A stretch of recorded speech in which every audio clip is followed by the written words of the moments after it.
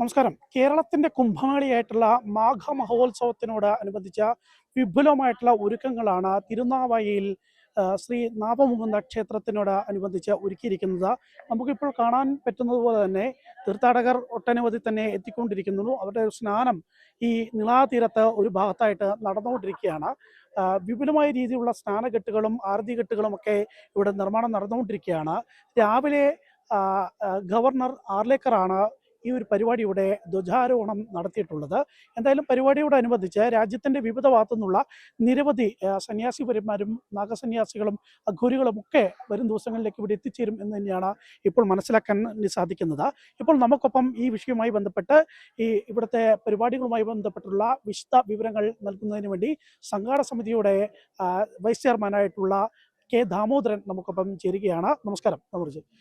നമ്മൾ എങ്ങനെയൊക്കെയാണ് പ്ലാൻ ചെയ്തിരിക്കുന്നത്? എപ്പോഴാണ് മണപ്പുറത്തുള്ള ഘട്ടുകളിൽ സ്നാനം ആരംഭിക്കുന്നത്, ആരതി ആരംഭിക്കുന്നത്? എന്തൊക്കെയാണ് വരും ദിവസങ്ങളിലുള്ള വിപുലമായ സജ്ജീകരണങ്ങൾ? ഈ മാഘമഹോത്സവവുമായി ബന്ധപ്പെട്ടുകൊണ്ട് കഴിഞ്ഞ 16-ാം തീയതി മുതൽ ഇതിൻ്റെ ക്രിയകൾ ആരംഭിച്ചു. ആദ്യത്തെ 3 ദിവസം ഇവിടെ നടന്നത് പിതൃക്കൾക്ക് വേണ്ടിയിട്ടുള്ള കർമ്മങ്ങളായിരുന്നു. 3 സമ്പ്രദായങ്ങളിൽ അത്തരം ക്രിയകൾ നടന്നു. ഒന്ന് രാജവംശങ്ങൾക്ക് വേണ്ടി നടത്തിയ ക്രിയ, മറ്റൊന്ന് വേദപണ്ഡിതർ അങ്ങനെയുള്ള സമൂഹത്തിന് വേണ്ടി നടത്തി, സർവ്വസാധാരണക്കാർക്ക് വേണ്ടിയിട്ടുള്ള അവരുടെ ആത്മാക്കൾക്ക് മോക്ഷത്തിന് വേണ്ടിയിട്ടുള്ള കർമ്മം. അപ്പോൾ 3 സമ്പ്രദായങ്ങളിലായിട്ടുള്ള ഈ സർവ്വചരാചരങ്ങൾക്കുമുള്ള അല്ലെങ്കിൽ ആത്മാക്കൾക്കുമുള്ള മോക്ഷം എന്നുകൊണ്ട് പിതൃകർമ്മം എന്നുള്ള പിതൃയാനമാണ് കഴിഞ്ഞ 3 ദിവസം കഴിഞ്ഞത്. ഇന്ന് രാവിലെ കേരളത്തിൻ്റെ ബഹുമാനപ്പെട്ട കേരള ഗവർണർ രാവിലെ 10 മണിക്ക് ഇവിടെ ധർമ്മധ്വജാരോഹണം നടത്തി ഇതിൻ്റെ ഔദ്യോഗികമായ ഉദ്ഘാടനം അദ്ദേഹം നിർവഹിച്ചു. ആലിപ്പറമ്പ് കളരിയുണ്ട്. സാമൂതിരിയുടെ വളരെ പ്രസിദ്ധമായ കളരിയാണ് ആലിപ്പറമ്പ് കളരി. ആലിപ്പറമ്പ് കളരിയിൽ നിന്നാണ് ഈ ധ്വജം ഇവിടെ ഉയർത്താനുള്ള ധ്വജം വഹിച്ചുകൊണ്ടുള്ള വണ്ടി ഇന്നലെ രാത്രി ഇവിടെ എത്തിച്ചേർന്നു. ഇന്നവിടെ ഈ ധ്വജാരോഹണം നടന്നു. തുടർന്ന് ഉദ്ഘാടന സമ്മേളനം നടന്നു. ഇനി ഇവിടെ നടക്കാൻ പോകുന്നത് ഓരോ ദിവസവും പ്രത്യേകതകളുണ്ട്. നാളെ നമുക്ക് ഗണേശ ചതുർത്ഥിയാണ്, ഗണേശ പൂജകളാണ്. ഓരോ ദിവസവും ത്രികാല സങ്കല്പത്തിൽ ഉഷപൂജ, ഉച്ചപൂജ, അതേപോലെ തന്നെ വൈകുന്നേരം നടക്കുന്ന പൂജയും, ഇങ്ങനെ 3 സങ്കല്പത്തിലുള്ള പൂജകളായിട്ടാണ് വിധികൾ. ഓരോ ദിവസവും ആ ദിവസത്തെ പ്രത്യേകത അനുസരിച്ചുകൊണ്ട് ഓരോ ദേവതകൾക്കുള്ള പൂജകളാണ്. വിവിധ സമ്പ്രദായത്തിൽപ്പെട്ട ദേവതകൾക്ക് വേണ്ടിയിട്ടുള്ള ലക്ഷ്മിയും കാളിയും ദുർഗയും യക്ഷിയും മറ്റെല്ലാവർക്കും എല്ലാ ചരാചരങ്ങൾക്കും നാഗപൂജയും എല്ലാം തന്നെ വരുന്ന ദിവസങ്ങളിൽ ഓരോ ദിവസങ്ങളിലായിട്ട് ഇവിടെ നടക്കുകയാണ്.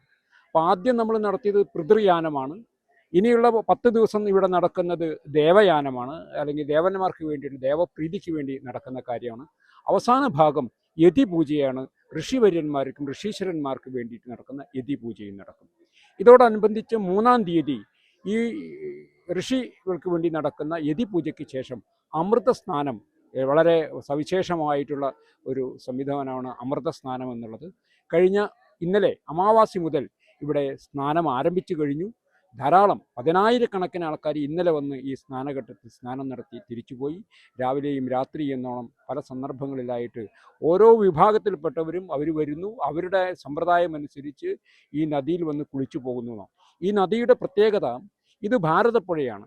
ഭാരതപ്പുഴ എന്ന പേര് വരാനുള്ള കാര്യം, ഇവിടെ ബ്രഹ്മാവിൻ്റെ യാഗം നടത്തിയ സമയത്ത് സർപ്പനദികളുടെ സാന്നിധ്യം ഇവിടെ ഉണ്ടായിരുന്നു എന്നും, പരശുരാമൻ്റെ നിർദ്ദേശമനുസരിച്ച് ബ്രഹ്മദേവൻ്റെ യാഗം, ആ യാഗസമയത്ത് ഈ നിളയിൽ ഭാരതത്തിലെ 7 നദികളുടെ സാന്നിധ്യം ഉണ്ടായതുകൊണ്ടാണ് ഇതിന് ഭാരതത്തിൻ്റെ പുഴ, ഭാരതപ്പുഴ എന്ന് പറയുന്നത്. അപ്പോൾ ഈ മാഘമാസത്തിൽ, മകം നക്ഷത്രം മാഘമാസത്തിൽ തുടങ്ങിയ ഈ ദിവസങ്ങളിൽ ഈ സങ്കല്പം, ഈ സമയങ്ങളിലെല്ലാം തന്നെ ഈ 7 നദികളുടെ സാന്നിധ്യമുണ്ടെന്നും ഇവിടെ വന്ന് കുളിക്കുന്നതും അല്ലെങ്കിൽ ഇവിടെ വന്ന് തൊഴുന്നതും ഇവിടെ പിതൃകർമ്മം ചെയ്യുന്നതും വളരെ മഹത്തരമായിട്ടും പിതൃക്കൾക്കും ദേവന്മാർക്കും ഋഷീശ്വരന്മാർക്കും സവിശേഷമായ കർമ്മങ്ങൾ ചെയ്യാനുള്ള സന്ദർഭമായിട്ടാണ്, അവസരമായിട്ടാണ് ഈ മാഘമഹോത്സവം നടത്തുന്നത്.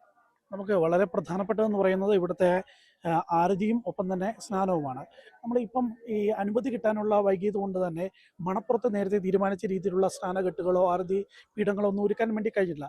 എപ്പം മുതലാണ് അവിടത്തേക്ക്, അതായത് മണപ്പുറത്തേക്ക് സ്നാനഘട്ടുകളും ആരതി പീഠങ്ങളൊക്കെ ഒരുക്കി അവിടത്തേക്ക് ഈ കാര്യങ്ങളെല്ലാം മാറ്റുന്നത് എപ്പം മുതലാണ്, ഏത് തീയതി മുതലാണ്? ഇതില് ഈ 16-ാം തീയതി മുതലുള്ള എല്ലാ കാര്യങ്ങളും വിശാലമായ മണപ്പുറത്ത് നടത്തണമെന്നായിരുന്നു ആഗ്രഹിച്ചിരുന്നത്. കാരണം തിരുനാവായയുടെ ക്ഷേത്രവും അതിൻ്റെ പരിസരവും വളരെ കൺജസ്റ്റഡ് ആണ്, വളരെ പരിമിതമായ സൗകര്യങ്ങളേ ഉള്ളൂ. വലിയൊരു ജനസഞ്ചയത്തെ സ്വീകരിക്കാനുള്ള സംവിധാനം ഇവിടെ ഇല്ലാത്തതുകൊണ്ട് 3 പാലങ്ങൾ തിരുനാവായയിൽ നിന്ന് നിർമ്മിച്ച് ഭാരതപ്പുഴയുടെ മണൽത്തീരം, വിശാലമായ മണൽത്തീരം വെട്ടി വൃത്തിയാക്കി അവിടെ എല്ലാ സൗകര്യങ്ങളും ഭക്തജനങ്ങൾക്ക് അല്ലെങ്കിൽ വിശ്വാസികൾക്ക് ചെയ്യണമെന്നായിരുന്നു നമ്മുടെ ആഗ്രഹം. പക്ഷേ അത് ചില സാങ്കേതികമായ കാരണങ്ങളാൽ നമുക്കത് പൂർത്തീകരിക്കാൻ നമുക്ക് സാധിച്ചില്ല. അതിൻ്റെ അനുമതിയുടെ പ്രശ്നം, മറ്റ് പല സാങ്കേതിക വിഷയങ്ങൾ കൊണ്ട് നമുക്കത് പൂർത്തീകരിക്കാൻ സാധിച്ചില്ല. പക്ഷേ വ്യവസ്ഥതയുടെ അടിസ്ഥാനത്തിലാണെങ്കിലും കഴിഞ്ഞ 2 ദിവസം മുന്നെയാണ് നമുക്ക് അങ്ങനെ ചില വ്യവസ്ഥയുടെ കണ്ടീഷൻ പ്രകാരമുള്ള അതിന് അനുമതി കിട്ടിയത്. അതിനു വേണ്ടിയിട്ടുള്ള നിർമ്മാണ പ്രവർത്തനങ്ങൾ മണപ്പുറത്ത് നടന്നുകൊണ്ടിരിക്കുന്നു. 23-ാം തീയതി മുതലുള്ള സ്നാനവും ബാക്കി ആരതിയും എല്ലാം തന്നെ ഈ ഭാരതപ്പുഴയുടെ നിളയുടെ മണൽപ്പരപ്പ് നടക്കും. ഇന്ന് വൈകുന്നേരം അസ്തമനം മുതൽ 7:30 വരെയുള്ള സമയത്തിൽ ക്ഷേത്രത്തിൻ്റെ ഈ ബലിതർപ്പണ കടവിൽ, വിശാലമായ സ്ഥലവും സൗകര്യമൊക്കെ അവിടെ ഉണ്ട്, ഈ നിലയിൽ ഈ ബലിതർപ്പണ കടവിൽ ആരതി നടക്കും. ആ ആരതി നിർവഹിക്കുന്നത്, അതിന് നേതൃത്വം കൊടുക്കുന്നത് വാരാണസിയിൽ നിന്നുള്ള സന്യാസി ശ്രേഷ്ഠന്മാരെ. എങ്ങനെയാണോ വാരാണസിയിൽ ഈ ആരതി നടത്തുന്നത് അതേപോലെ അതേ സമ്പ്രദായത്തിൽ ഇവിടെ നടക്കും. തട്ടൊക്കെ തയ്യാറാക്കി അതിന് കൃത്യം വ്യവസ്ഥയോട് കൂടിയിട്ടുള്ള സംവിധാനങ്ങൾ നടക്കും. തിരുനാവായയിൽ നിന്നും നിതിൻ ഇ കെയോടൊപ്പം അർജുൻ സി വാലച്ച്.